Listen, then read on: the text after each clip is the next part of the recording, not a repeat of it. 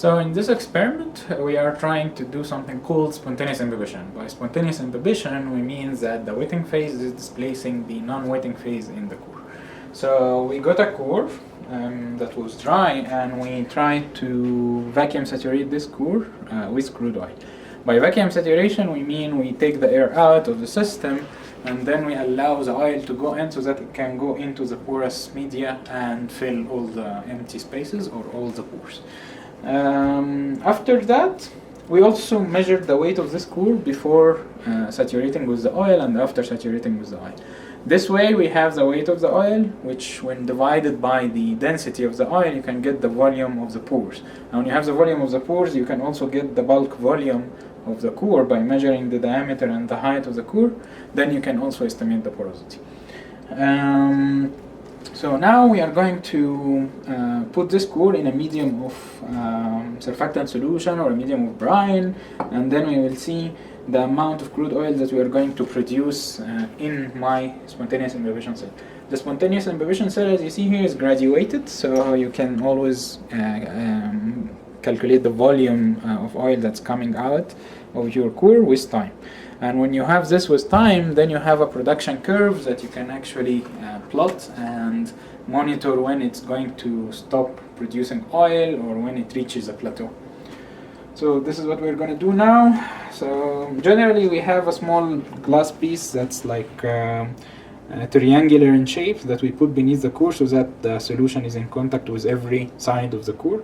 But now we don't have it, so I'm just going to bypass this point. So you close your imbibition cell with a stopper, and then you start taking your solution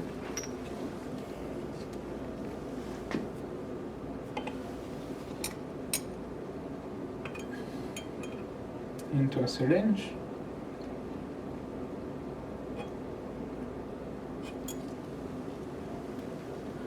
And start filling your imbibition cell.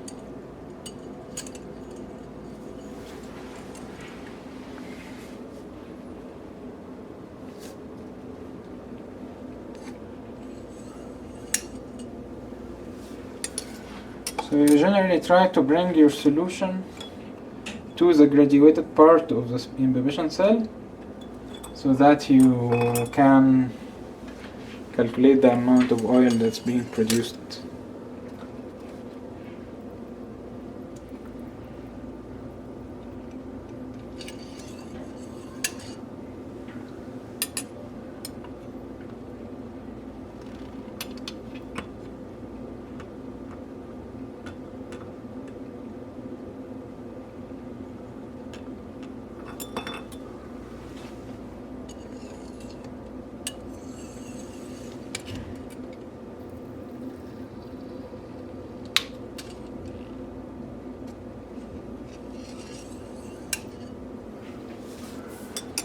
This is the last round.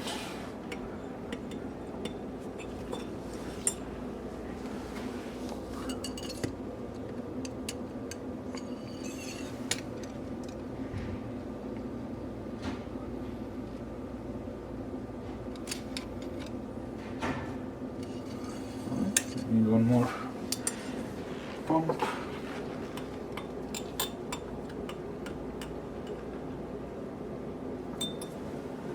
So in the last pump, you just try to make sure you don't go very high in the imbibition cell.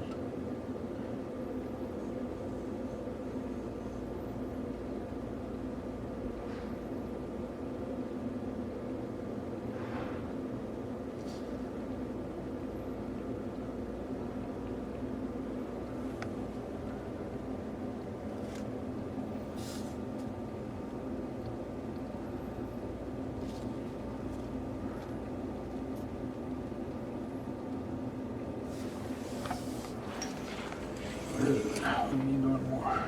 Oh, actually, yeah, that should be good. Just need the soap to clear out.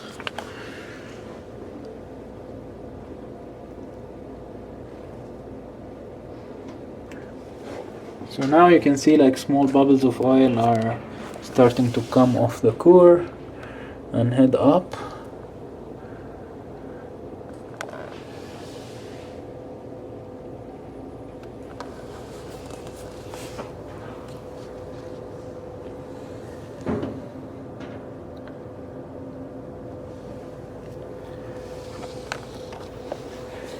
Like the rate with which the crude oil comes out depends on how wet your core is. If your core is intermediate wet, the oil, or oil wet, the oil bubbles will come more difficulty compared to when it's water wet. I think sometimes you also may need to shake it a little bit so that if something is sticking to the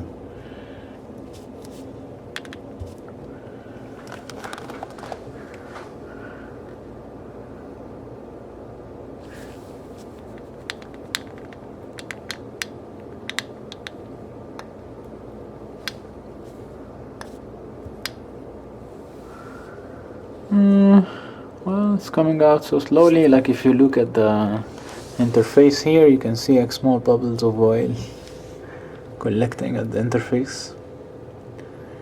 So if you leave it for enough time, you'll start seeing some production. So we're gonna stop the video now.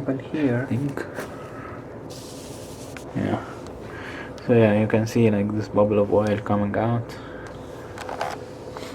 So as we said, like the oil is produced with time, and you need to record the oil production with time. So generally it's better to start recording like every 1 or 2 hours in the beginning, and then start increasing the period after which you come and take the measurement. So this is a sample after 24 hours. As you can see here, the oil production is around 0.4 cc. Like if you look here, it's almost 0.4 cc. And as you see, also there are oil droplets on top of the rock. This is due to the surfactant imbibition into the core. If we shake the core, we may be able to release those bubbles. So if we shake hard, maybe some more will come, like very small droplets are also going up.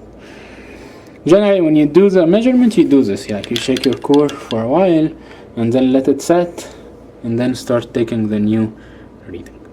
So after some time it will stop increasing, and this is when you have reached the plateau. And when you plot your curve, it will be something like looking like this with a constant curve in that.